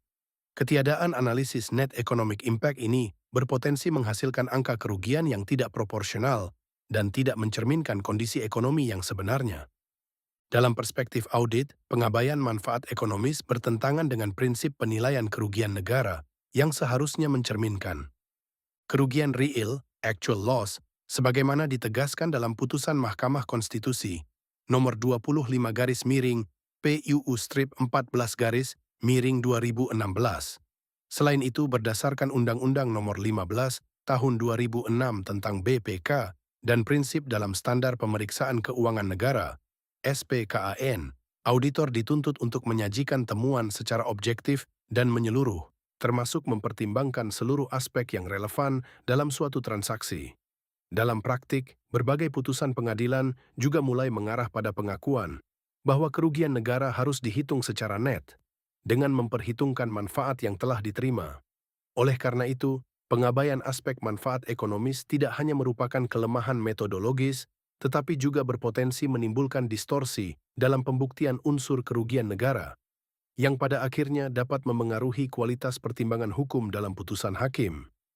SPKN telah mengalami perubahan dari SPKN 2007 menjadi SPKN 2017. Perubahan fundamentalnya terletak pada basis atas prinsip yang digunakan. SPKN 2007 menerapkan aturan yang berisi aturan-aturan yang rinci dalam bentuk rule-based standards, sedangkan SPKN 2017 disusun untuk mengadopsi standar-standar yang telah berkembang lainnya, baik secara nasional ataupun internasional yang mengadopsi principle-based standards. Lihat penjelasan umum SPKN 2017, yaitu standar yang diformulasikan berdasarkan prinsip umum dan konsep dasar, bukan aturan rinci yang fokusnya pada substansi ekonomi dan professional judgment. Prinsip dalam SPKN 2017 ini kemudian menjadi dasar dalam penyusunan aturan-aturan dan pedoman selanjut, termasuk dalam pelaksanaan pemeriksaan investigatif. Peralihan dari SPKN 2007 yang cenderung rule-based menuju SPKN 2017 yang principle-based memang memberikan ruang bagi auditor untuk menggunakan professional judgment dalam menilai substansi transaksi. Akan tetapi, pendekatan principle-based justru menuntut tingkat akuntabilitas yang lebih tinggi, karena setiap kesimpulan harus didukung dengan bukti audit yang kuat dan dapat dipertanggungjawabkan secara logis, transparan, dan berbasis pada kerangka konseptual yang konsisten. Hal ini juga dinyatakan oleh ahli akuntansi forensik Dr. Muhammad Mahsun CEPA, CFI, CFRA yang menyatakan bahwa dalam audit investigatif dan penghitungan kerugian negara tidak terdapat metode tunggal, serta bahwa auditor memiliki keleluasaan untuk menentukan pendekatan berdasarkan kondisi faktual. Pada satu sisi, mencerminkan karakter standar audit yang bersifat principle-based. Dalam konteks perkara ini, penggunaan pendekatan yang tidak mempertimbangkan manfaat ekonomis yang telah diterima oleh negara menunjukkan adanya deviasi dari prinsip substantif yang justru ditekankan dalam SPKN 2017. Apabila auditor benar-benar berpegang pada prinsip substansi di atas bentuk, substance over form, maka seharusnya analisis tidak berhenti pada perbandingan aritmatika antara pembayaran dan biaya penyedia, melainkan juga mencakup apakah negara telah memperoleh manfaat ekonomis yang sepadan dari transaksi tersebut, dengan mengabaikan fakta bahwa kapal telah disewa, digunakan, dan memberikan manfaat operasional bagi PT PIS. Maka pendekatan yang digunakan dalam penghitungan kerugian negara menjadi parsial dan tidak mencerminkan realitas ekonomi secara utuh. Dalam perspektif ekonomi, suatu pengeluaran tidak dapat dikualifikasikan sebagai kerugian apabila terdapat manfaat yang diterima sebagai kontraprestasi. Oleh karena itu, kegagalan untuk memasukkan variabel manfaat ekonomis dalam analisis menunjukkan bahwa auditor tidak sepenuhnya menjalankan prinsip berbasis substansi, melainkan justru kembali pada pendekatan mekanistik yang reduktif. Lebih lanjut, argumentasi bahwa tidak adanya metode tunggal dalam menghitung kerugian keuangan negara tidak dapat dijadikan justifikasi untuk menggunakan metode yang secara konseptual lemah.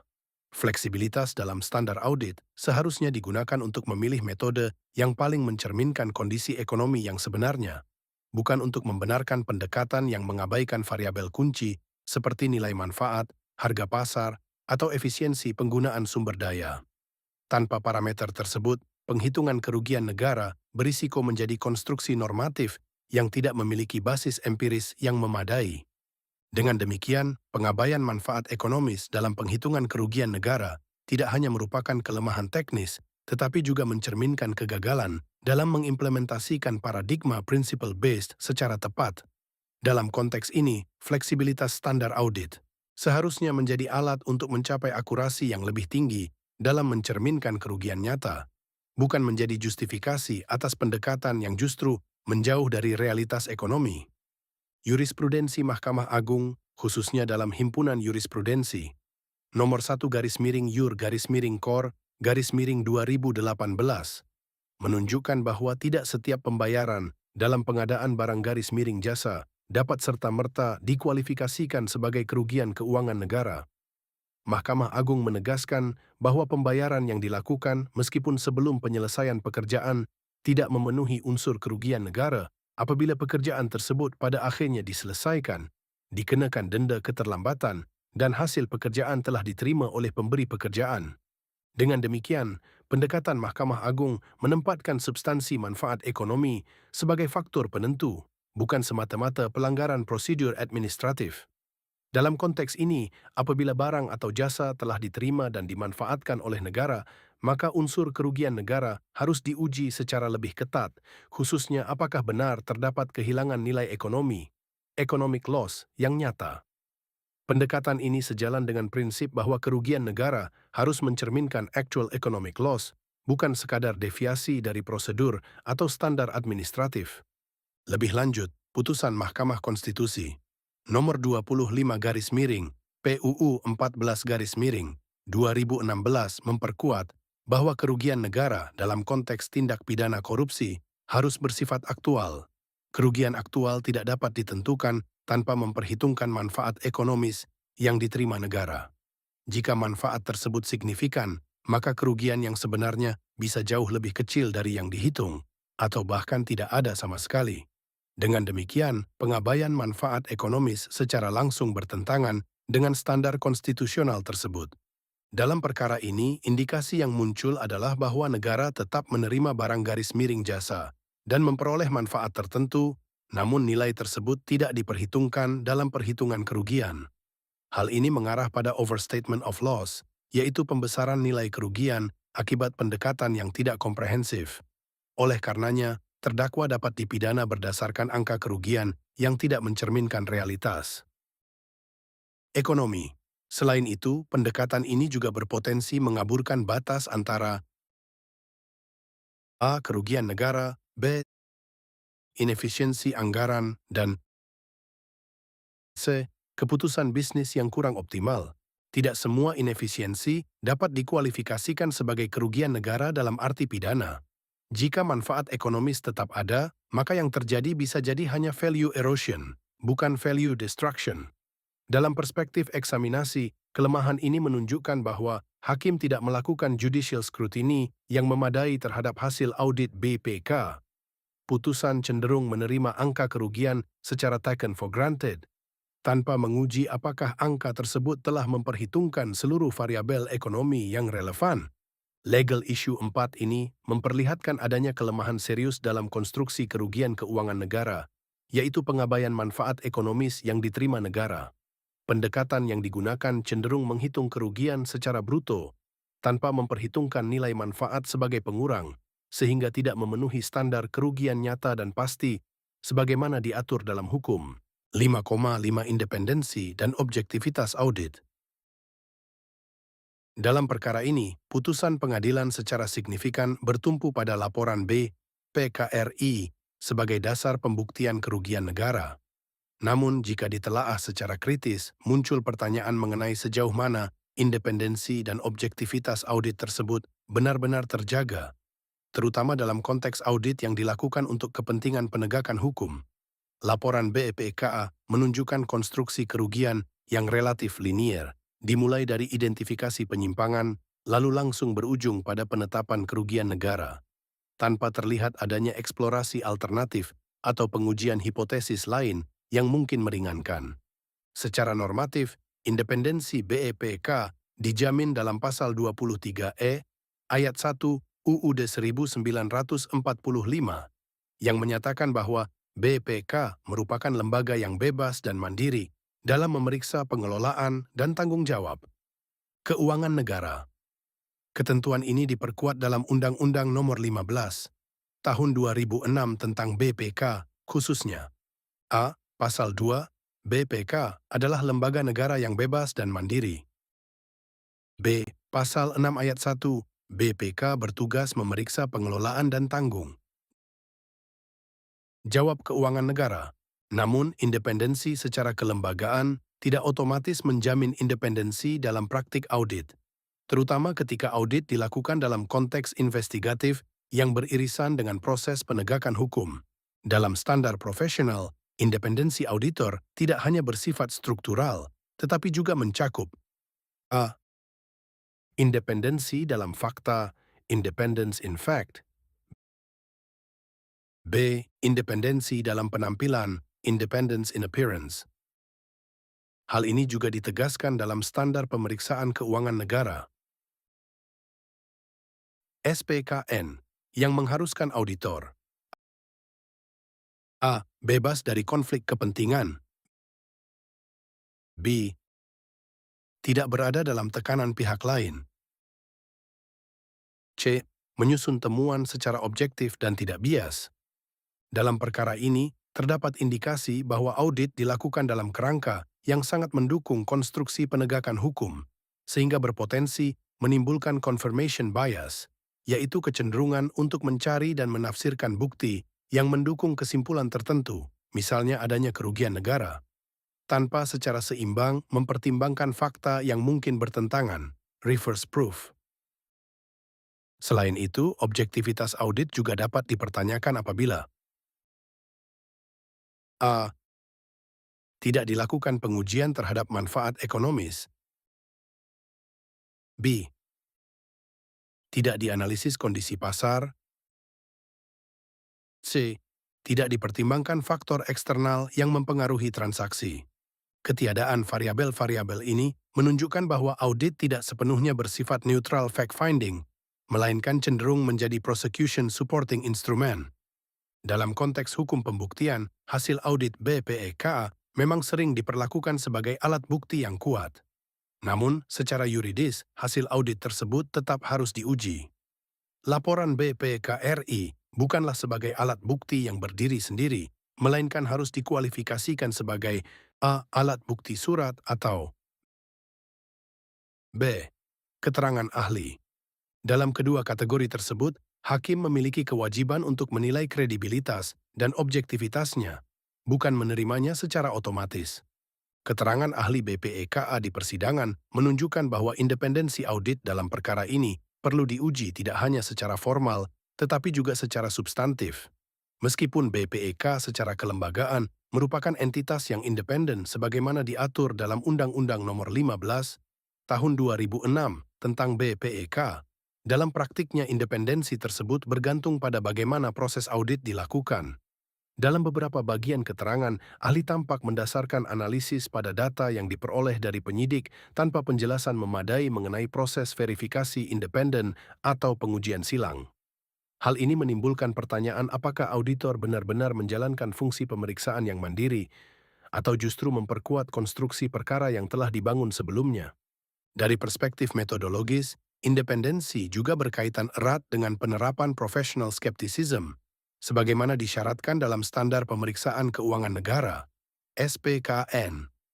Auditor seharusnya tidak hanya menerima data yang tersedia, tetapi juga secara aktif menguji asumsi, validitas sumber data, serta kemungkinan adanya interpretasi alternatif. Namun, dari keterangan ahli di persidangan, tidak terlihat adanya pengujian yang mendalam terhadap variabel-variabel kunci, termasuk dasar perhitungan kerugian dan relevansi kondisi ekonomi yang melatar belakangi transaksi. Ketiadaan pengujian ini menunjukkan potensi lemahnya objektivitas, karena kesimpulan audit tidak sepenuhnya dibangun melalui proses evaluasi yang kritis dan seimbang. Lebih lanjut, pendekatan audit yang cenderung berfokus pada pembuktian adanya kerugian negara, tanpa secara proporsional, pertimbangkan fakta-fakta yang dapat mengarah pada kesimpulan berbeda, mengindikasikan adanya risiko confirmation bias. Dalam praktik audit yang objektif, auditor seharusnya juga menguji hipotesis tandingan, alternative hypothesis, untuk memastikan bahwa kesimpulan yang dihasilkan benar-benar mencerminkan kondisi yang sebenarnya. Ketika proses ini tidak dilakukan, maka hasil audit berpotensi menjadi parsial dan tidak sepenuhnya mencerminkan realitas yang kompleks dari suatu transaksi. Dalam konteks hukum pembuktian, kondisi ini menjadi signifikan karena hasil audit BPKA seringkali memiliki bobot yang tinggi dalam pertimbangan hakim. Namun demikian, hakim seharusnya menilai secara kritis setiap alat bukti, termasuk hasil audit, sebelum menjadikannya dasar keyakinan. Apabila audit tersebut tidak sepenuhnya independen dan objektif, maka nilai pembuktiannya menjadi relatif dan tidak dapat berdiri sendiri.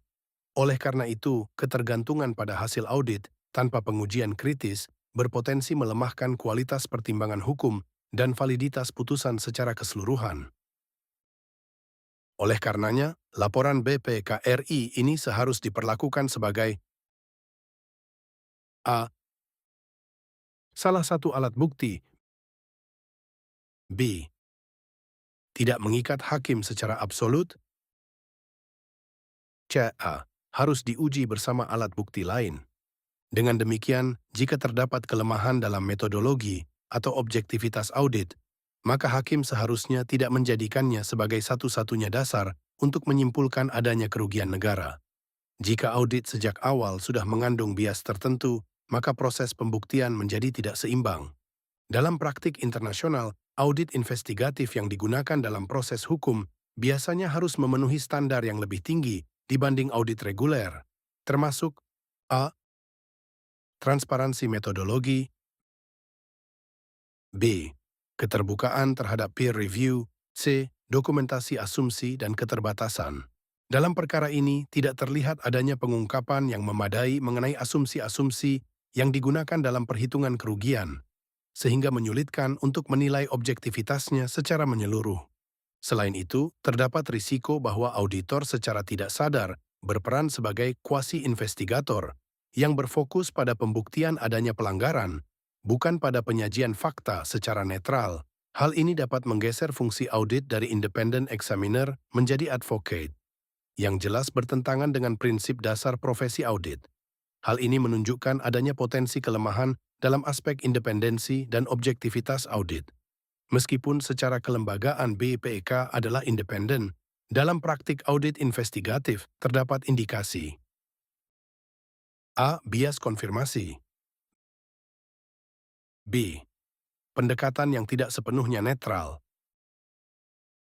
C. Kurangnya pengujian terhadap variabel yang meringankan. Putusan pengadilan juga tampaknya tidak melakukan pengujian kritis terhadap hasil audit tersebut, sehingga menjadikannya sebagai dasar utama pembuktian tanpa verifikasi yang memadai. 5,6. Ketergantungan hakim terhadap hasil audit tanpa uji kritis. Dalam perkara ini, putusan pengadilan menunjukkan kecenderungan kuat untuk mengadopsi hasil audit BEPK RI sebagai dasar utama dalam menyimpulkan adanya kerugian negara, tanpa melakukan pengujian kritis yang memadai terhadap metodologi, asumsi, dan validitas temuan tersebut. Laporan BEPKA dijadikan sebagai given, bukan sebagai alat bukti yang harus diuji secara independen. Hal ini terlihat dari minimnya elaborasi hakim terhadap aspek-aspek krusial seperti metode perhitungan, dasar pembanding, serta variabel ekonomi yang digunakan dalam menentukan kerugian. Lebih lanjut, laporan BPEKA tidaklah seharusnya diperlakukan sebagai alat bukti khusus yang memiliki kekuatan mengikat. Dalam praktik, laporan tersebut biasanya dikualifikasikan sebagai A. Alat bukti surat dan garis miring atau B. Keterangan ahli. Dalam kedua bentuk tersebut, hakim memiliki kewajiban untuk menilai A. Kredibilitas penyusun, B. Metodologi yang digunakan, C. Konsistensi dengan alat bukti lain. Namun dalam putusan ini, tidak terlihat adanya pengujian yang mendalam terhadap aspek-aspek tersebut. Hakim cenderung menganggap hasil audit sebagai representasi kebenaran objektif, padahal audit adalah hasil konstruksi berbasis asumsi dan metode tertentu yang bisa saja diperdebatkan.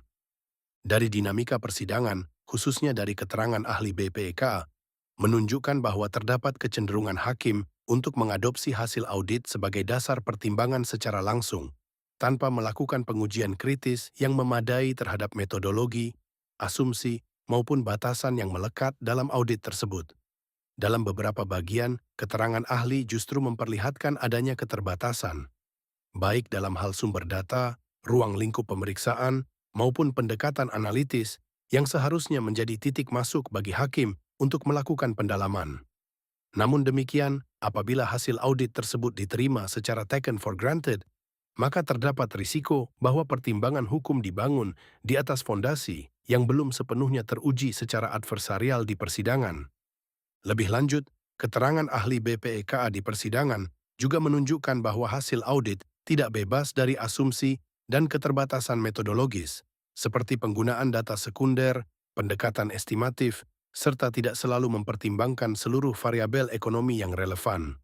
Dalam kondisi demikian, seharusnya hakim melakukan judicial scrutiny secara aktif, termasuk dengan menguji apakah metode yang digunakan telah sesuai dengan standar pemeriksaan keuangan negara, SPKN, dan apakah kesimpulan audit benar-benar mencerminkan kerugian negara yang nyata.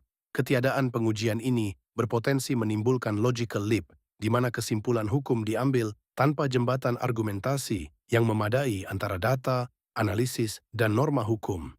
Jika dikaitkan dengan putusan Mahkamah Konstitusi nomor 25 garis miring PUU strip 14 garis miring 2016 yang mensyaratkan adanya kerugian negara yang bersifat aktual, maka peran hakim menjadi semakin penting. Hakim tidak cukup hanya mengutip angka dari auditor, tetapi harus memastikan bahwa angka tersebut memenuhi standar konstitusional sebagai actual loss. Tanpa pengujian kritis, terdapat risiko bahwa kerugian yang dijadikan dasar pemidanaan hanyalah konstruksi hipotetis. Dalam perkara ini, kelemahan judicial scrutiny juga terlihat dari tidak adanya pembahasan yang memadai terhadap a. Alternatif interpretasi fakta, b. Kemungkinan adanya manfaat ekonomis, c. Faktor eksternal yang mempengaruhi transaksi. Ketiadaan pembahasan ini menunjukkan bahwa hakim tidak sepenuhnya menjalankan fungsi sebagai trier of fact yang independen, melainkan lebih menyerupai endorser dari kesimpulan auditor. Jika hakim tidak menguji secara kritis alat bukti utama, maka potensi keraguan tidak teridentifikasi dan standar pembuktian menjadi tereduksi. Selain itu, ketergantungan berlebihan terhadap hasil audit juga dapat mengarah pada delegasi fungsi yudisial kepada auditor yang secara konseptual tidak tepat.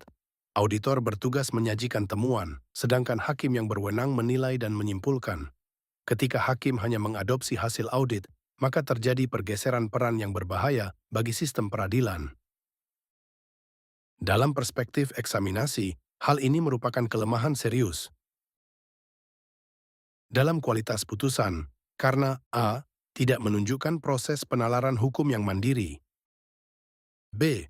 tidak menguji alat bukti secara kritis, c. tidak membangun argumentasi yang komprehensif. Putusan menjadi terlihat sebagai reproduksi dari laporan audit, bukan hasil pertimbangan yudisial yang otonom.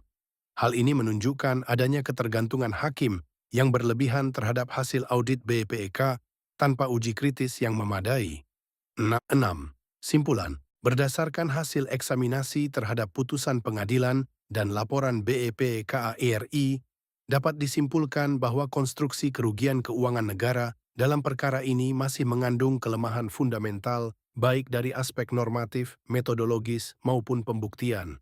Secara umum, pendekatan yang digunakan cenderung mengandalkan konstruksi audit yang berbasis deviasi terhadap standar administratif atau estimasi normatif, tanpa memastikan apakah telah terjadi pengurangan kekayaan negara yang nyata dan pasti sebagaimana dipersyaratkan dalam hukum positif.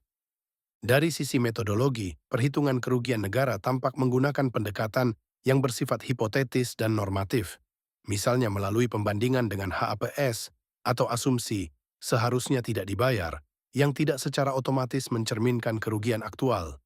Pendekatan ini berpotensi menghasilkan overstatement of loss karena tidak didasarkan pada realisasi kerugian finansial yang benar-benar terjadi.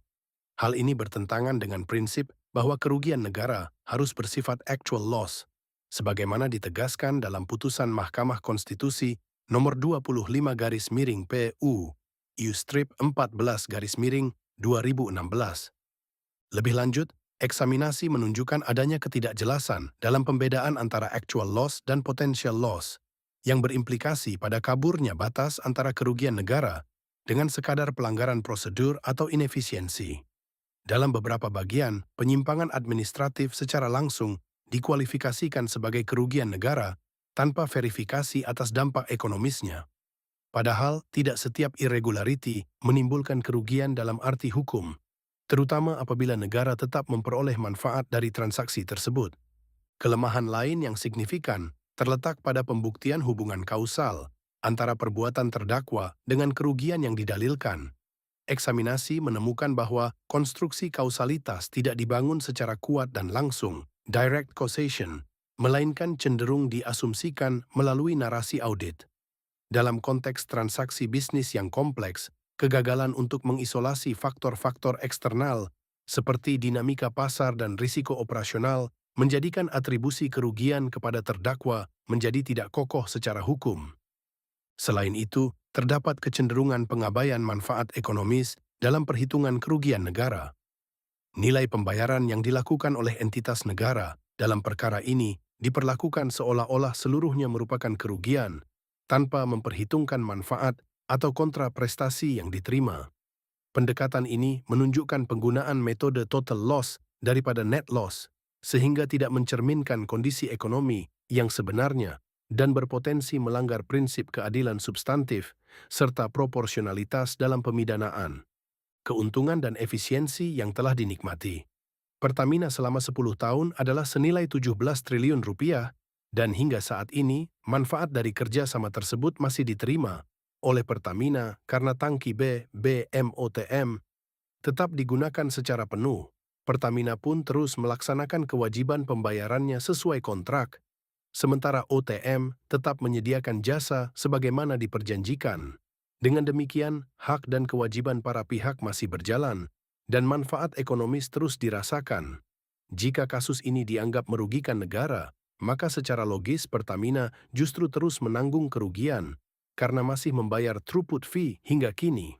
Hal ini juga menimbulkan pertanyaan mengenai peran serta Kejaksaan Republik Indonesia melalui Badan Pemulihan Aset yang menerima dan mengelola aliran pembayaran tersebut, apakah turut serta merugikan negara?